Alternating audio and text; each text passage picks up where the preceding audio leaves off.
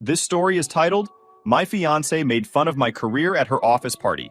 I broke off the engagement right in front of everyone. Hey everyone! Before we jump into today's video, I need your help. We've noticed the channel is losing some traction, and subscribing is one of the best ways you can support us. It's quick, free, and it helps us keep bringing you awesome content. Your support means the world. Let's keep this channel growing together. Thanks so much. Now let's start the video. Hey Reddit, I've been sitting on this for a while, trying to make sense of what went down. But I eventually decided to post it. 30 male, work as an electrician. I'm not gonna sugarcoat it. I love my job. Sure, it's not the kind of thing people put in movies or brag about at fancy dinners, but I've been working with my hands since I was a teenager, and it's what I'm good at. I didn't just stumble into this either.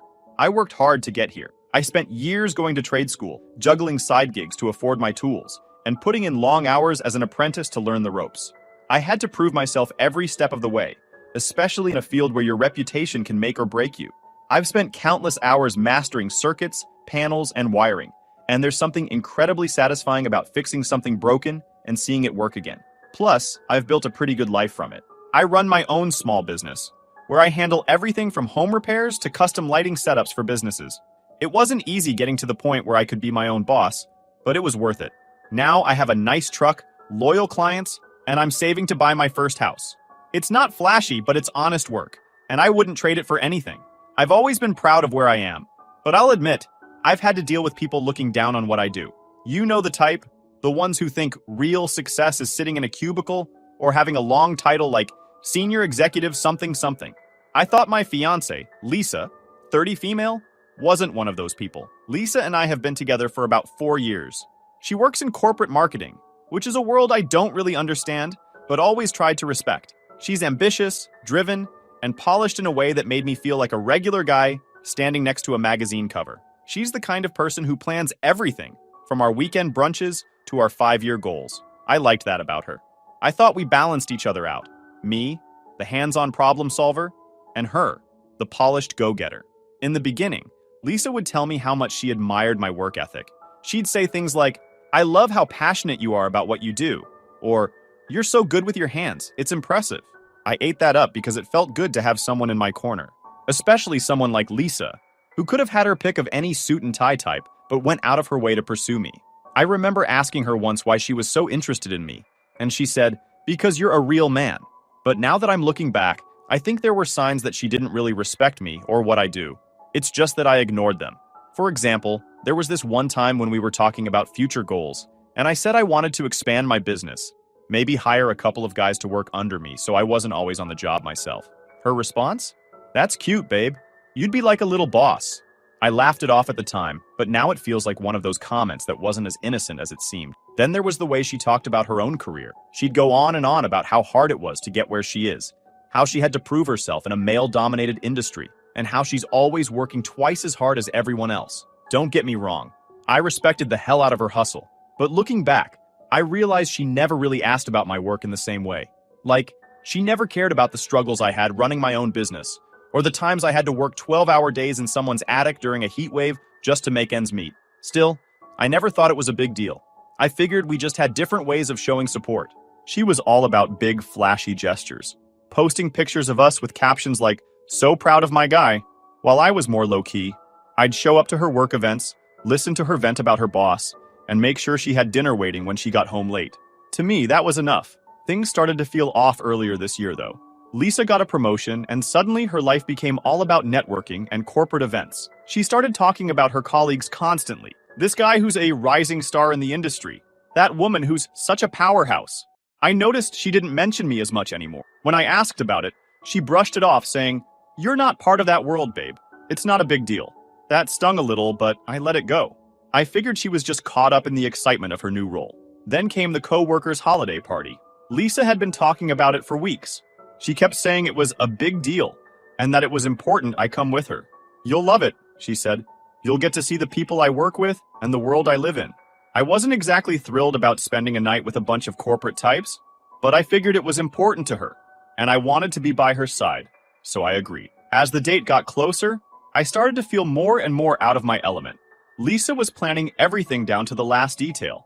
What we'd wear, what time we'd arrive, even what kind of conversations I should prepare for. "Just talk about your business," she said. People love hearing about small businesses. That should have been my first red flag. Why would I need to prepare to talk about what I do? But again, I brushed it off. I wanted to be there for her, even if it meant stepping into a world that felt completely foreign to me. The night of the party, I put on my one good suit and did my best to clean up. Lisa looked incredible, like she always does, in this sleek black dress that probably cost more than my monthly rent. When we got to the venue, I realized just how out of place I was. The place was decked out with fancy decorations. Everyone was dressed to the nines, moving through the room like they were on a runway. I was trying my best to play along, even though this whole thing feels like stepping onto a set of The Office. But, way less funny and way more fake. People are walking around in their overpriced suits and shoes, talking about brand initiatives and quarterly projections. Meanwhile, I'm just trying to keep my tie from choking me to death. Lisa's in her element, though. She's laughing, working the room, and introducing me to everyone like she's the star of the show. Honestly, I was kind of proud of her at first. I mean, she's good at what she does, and it's obvious her colleagues respect her. But the more she introduced me to people, the more it started to feel off. It started small. Every time she'd introduce me, she'd throw in some little comment that felt like a jab. Like, "This is my fiancé. He's an electrician. He keeps things running around the house." Or, "If you ever need someone to fix your outlets, he's your guy." She'd laugh, and so would they. But I wasn't laughing. I brushed it off the first couple of times, telling myself she was just nervous or trying to be funny. But after the fifth or sixth time, I started to wonder if this was just how she talked about me behind my back. Anyway, Lisa and I were standing with a group of her colleagues when one guy, a real smug-looking dude in a tailored suit that probably cost more than my truck, asked me what I do for a living. I smiled and told him, "I'm an electrician. I run my own business. Simple and plain." Before he could say anything, Lisa jumped in. "Oh, he's amazing with his hands," she said, with this overly sweet tone that immediately made me cringe. "He's like my little handyman at home. Anytime something breaks, he's on it. Isn't that adorable?" Adorable. That word hit hard. The way she said it wasn't affectionate. It was condescending, like I was some kind of pet she brought to show off. The group burst out laughing, and I just stood there, trying to keep my face neutral. Inside, I was fuming. I wanted to say something, but I didn't want to make a scene. So I just smiled awkwardly and nodded like I was in on the joke. But I wasn't. I was done. The rest of the night didn't get better. Every time we talked to someone new, Lisa found a new way to put me down, whether it was calling me her fix-it guy or joking about how I probably didn't get their world of corporate marketing. At one point, I heard her telling someone, "Oh yeah, he's my little wires and pliers guy, like Bob the Builder, but less ambitious." I was standing there thinking, did she just reduce my job to a joke? I let it slide, trying to keep the peace, but it didn't end there. What really pissed me off was how casual she was about it. Like she didn't even notice she was insulting me. Or worse, she noticed, and just didn't care. The way she looked at me when she made those comments, it wasn't love or pride, it was a pity. Like I was some small-town guy who got lucky to be with her and should just be grateful for it. The worst part? Everyone else seemed to eat it up. They were laughing along with her like her insults were the funniest thing they'd ever heard. And why wouldn't they? In their eyes, I was just the blue-collar guy tagging along with the corporate queen. They didn't know me or what I'd built for myself. All they saw was what Lisa was showing them, someone to laugh at. By the time the toast happened, I was already checked out. Lisa stood up in front of everyone, looking like she owned the place, and started thanking her team for their hard work. I was halfway listening, just trying to get through the night without losing it, when she suddenly said, "And I want to give a special shout out to my fiancé." I looked up thinking, maybe she's going to redeem herself. But nope, he's not exactly a corporate guy, she said, grinning like she was about to drop the funniest joke of the night. But if anyone's dishwasher stops working, he's your guy. The room erupted in laughter. I sat there, frozen, as 100 pairs of eyes turned to me. My face felt like it was on fire. I looked over at Lisa, hoping she'd notice how humiliated I was, but she was too busy soaking up the attention. She was smiling, like she'd just won an award for Most Entertaining Toast. I couldn't take it anymore. I excused myself and stepped outside to get some air. My hands were shaking, and my chest felt tight. I replayed her words over and over in my head, each one hitting harder than the last. Not a corporate guy. Your guy for power outages. What the hell had just happened? That wasn't a toast. That was a takedown. So, I'm standing outside this ridiculously fancy venue, breathing in the cold air and trying to cool off. The sound of everyone laughing at Lisa's toast is still echoing in my head. I don't know if I'm more embarrassed or angry, or maybe a mix of both. I kept thinking, is this how she's always seen me? Like some handyman she picked up for convenience? A few minutes later, Lisa comes outside. She's got this big, oblivious smile on her face. "There you are," she says, like I'm some kid who wandered off. "Why'd you sneak out?" I look at her, trying to stay calm, but I can already feel the frustration bubbling up. "Do you have any idea how humiliating that was?" She blinks, clearly caught off guard. "What are you talking about?" "The toast," I say, my voice rising a little. "You basically turned me into a joke in front of your entire office." Lisa rolls her eyes, like I'm the one being unreasonable here. "Oh, come on. It was just a joke. Everyone thought it was funny." "Yeah, because they don't know me," I snapped. "All they know is what you told them. That I'm some not corporate guy who's good for fixing their dishwashers. Do you even realize how disrespectful that is?" She sighs, like she's talking to a child. "You're overreacting. It wasn't that deep. I was just trying to lighten the mood." Lighten the mood? I could feel my fists clenching at my sides. But I took a deep breath and tried to explain. "Lisa, I've worked my ass off to get where I am. I run my own business. I make a good living.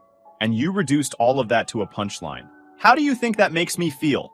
Instead of apologizing or even trying to understand, Lisa crossed her arms and gave me this annoyed look. "I don't know why you're being so sensitive about this. It's not like I said anything untrue. You're an electrician.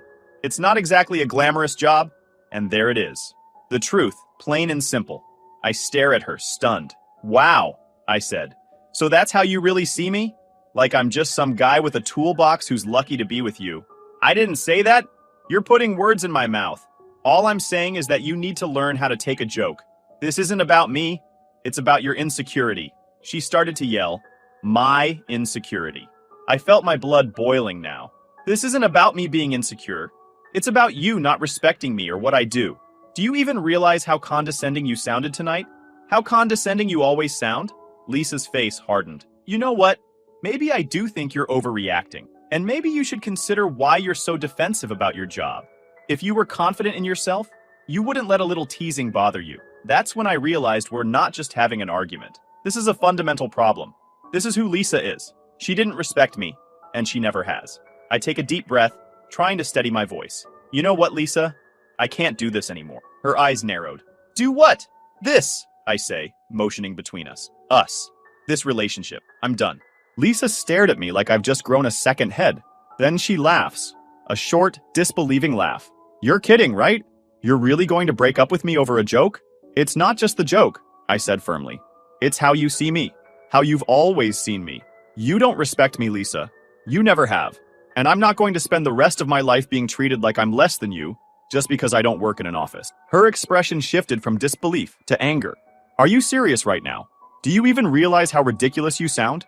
You think you're so special because you run a little business, fixing people's wiring? Well, guess what? It's not that impressive." Her words were harsh, but they solidified my decision. I pulled the engagement ring off my finger and held it out to her. "Good luck finding someone you actually respect," I said, calmly and firmly. She stared at the ring like it was going to explode in her hand. "You're making a huge mistake," she said. "No one else is going to put up with your fragile ego." I only replied with, "Maybe not, but at least I'll have my self-respect." And with that, I turned and walked back into the party to grab my stuff, leaving her standing there in the cold, with the ring still in her hand. The moment I stepped back into the party to grab my coat, the buzz of conversation and laughter hit me like a wall. The room was still alive, but I noticed people sneaking glances at me. I knew it was going to make a scene. Honestly, I didn't care. Let them talk about it for the next 5 weeks. Let them dissect every detail. I wanted this moment to stick with Lisa and everyone here. She'd spent the entire night tearing me down. Now it was my turn to walk out on my terms. As I reached for my coat, I heard the sharp click of Lisa's heels behind me. I knew she wouldn't let me leave without some kind of showdown. "You're really going to do this?" she hissed. She glanced nervously around, trying to make sure no one overheard. "Here? In front of everyone?" I turned slowly, locking eyes with her. I could feel all those curious glances from her colleagues, the way conversations were quieting as people tuned in. "Lisa, you already did this," I said, keeping my voice calm but loud enough for anyone nearby to hear. "You crossed the line humiliating me in front of everyone. I'm just leaving before it gets worse." Her eyes widened for a split second before narrowing into a glare. "Don't be so dramatic," she spat, grabbing my arm with enough force to make my jacket wrinkle. Her nails dug into my sleeve as she tried to keep her composure. "No one even noticed. You're blowing this way out of proportion." I pulled my arm free and took a step back. "Really?" I said, raising my voice. Because I'm pretty sure half the room wasn't laughing with you after your little toast. They were laughing at me, and you made sure of it. That's not what happened, she snapped, her voice rising just enough to draw more attention. The hum of conversation around us dropped a notch. People weren't even pretending not to listen anymore. They were laughing because it was funny, she insisted, her cheeks flushed with anger. You're the one who's turning this into a big deal. I took a breath, steadying myself, and let the silence between us hang for a moment. Lisa, I said firmly, you turned me into a punchline. You made it crystal clear how little you respect me, and now you're acting like I'm crazy for being upset. Do you even hear yourself right now? Her face turned bright red, and not from embarrassment. This was pure, unfiltered rage. She crossed her arms. You're twisting everything I said, she shot back. I was trying to include you. You should be thanking me for making you part of the conversation instead of sulking like a child. Thanking you? You didn't include me. You mocked me. You made me sound like some dumb handyman who's only good for fixing your lights. That's not including me, Lisa. That's tearing me down so you can feel better about yourself. Before Lisa could respond, a voice cut in. Hey, is everything okay here? I turned to see one of her co-workers, a woman in a crisp suit, clutching, looking uncomfortable.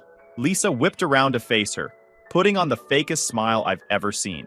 Oh, it's fine, just a little misunderstanding, she said quickly, her voice an octave higher than usual. The woman glanced between us, clearly unconvinced. Well, if you need anything, she trailed off, giving me a sympathetic look before stepping away. Lisa's smile dropped the second her coworker turned her back. Do you see what you're doing? She hissed, her voice dripping with venom. You're embarrassing me in front of my entire office. I couldn't help but laugh, a bitter sound that cut through the room. I'm embarrassing you? I said, shaking my head. You spent the whole night treating me like a joke, and now you're worried about how you look? That's rich. I couldn't help but laugh, a sharp, biting sound that cut through the tension. I'm embarrassing you? I said, shaking my head. You spent the whole night treating me like a joke, and now you're worried about how you look? Unbelievable. Out of the corner of my eye, I noticed a tall man near the entrance watching us. He looked familiar. Then I realized it was Lisa's boss. He didn't say anything, but the way he crossed his arms and leaned slightly forward made it clear he was listening. Lisa noticed him too. Her face paled, and her whole demeanor shifted. Can we just talk about this later? She said, her voice suddenly softer. You're making a scene. I shook my head, thinking, that's exactly what I wanted. No, Lisa, we're not doing this later. We're doing it now. I'm not going to spend the rest of my life with someone who thinks they're better than me just because I don't work in an office. I deserve more than this. More than you. Lisa's eyes darted between me, her boss, and the growing number of people pretending not to watch. Fine, she said, her tone practically spitting venom. Walk away. But don't come crying to me when you realize no one else is going to put up with your fragile ego. I couldn't help but smirk, shaking my head. Cry to you? You're joking, right? I'm not the one who's going to struggle finding someone who respects me. I didn't say it out loud. I didn't need to. My silence and the look on my face said it all, while staring at her, letting her words hang in the air. I wasn't going to stoop to her level.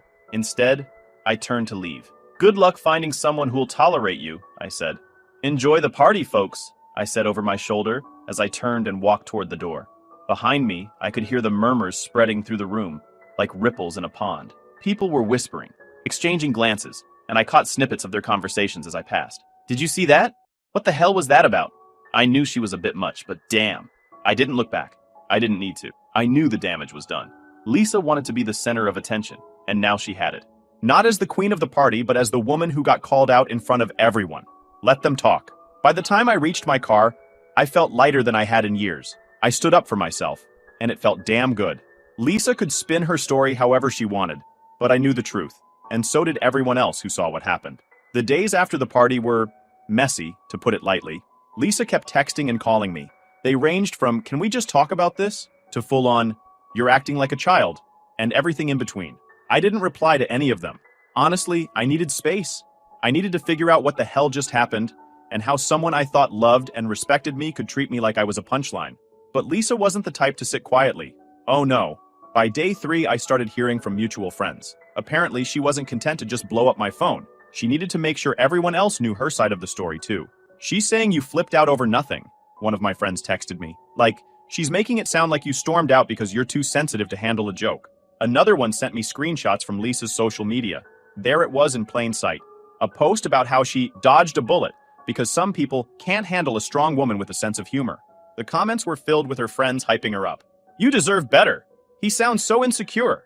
Good riddance. Insecure. That word kept coming up, and it pissed me off every time I saw it.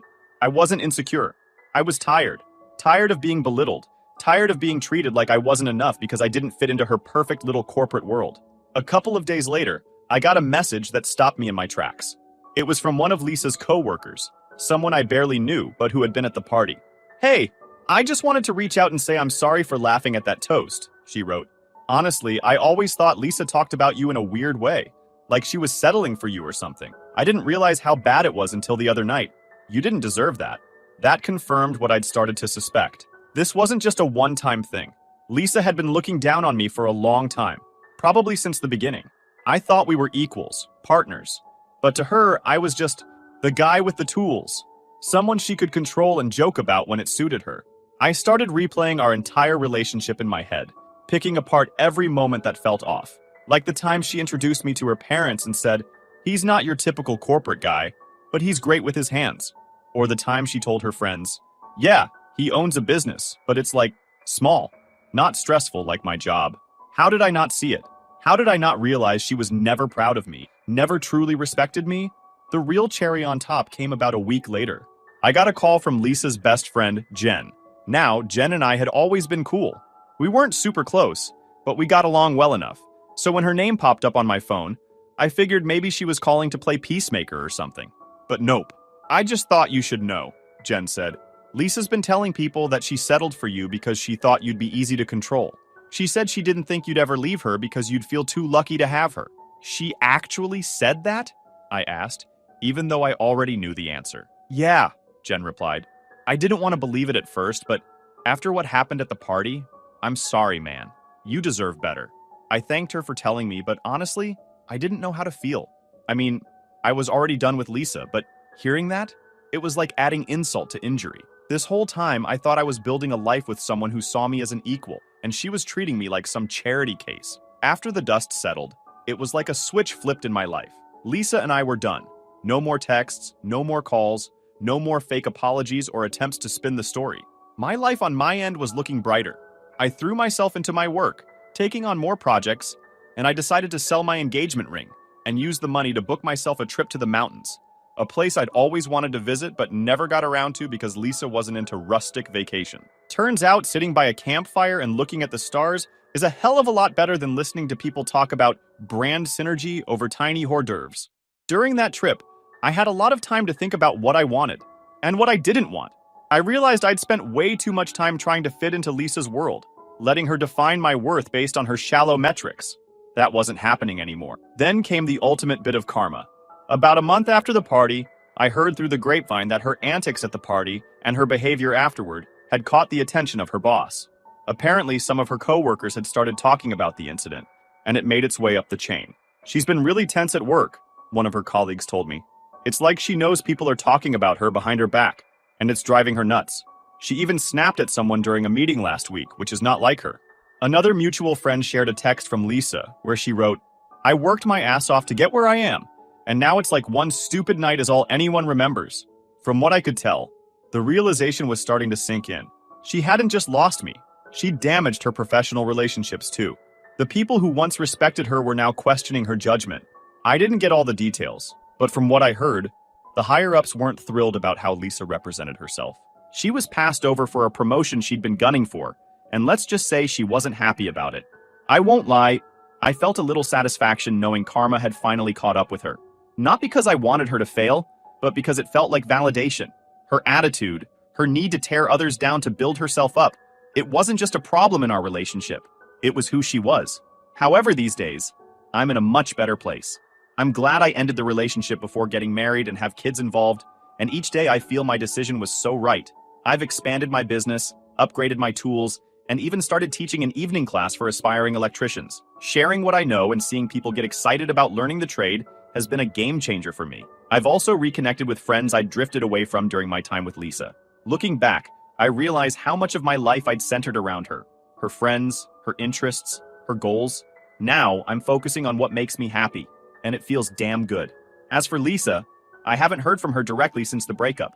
She's still doing her thing, posting her cryptic quotes, and probably telling anyone who'll listen that she's the victim. But honestly, I don't care.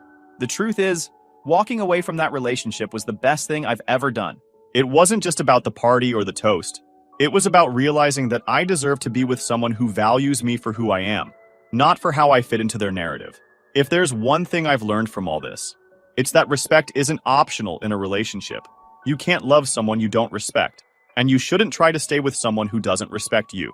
So to anyone reading this who's in a similar situation, trust your gut. If someone's tearing you down instead of lifting you up, let them go. You'll thank yourself later. Thanks for sticking with me through all this. It's been a wild ride, but I feel like I'm finally back on track. And if anyone ever needs an outlet rewired, you know who to call.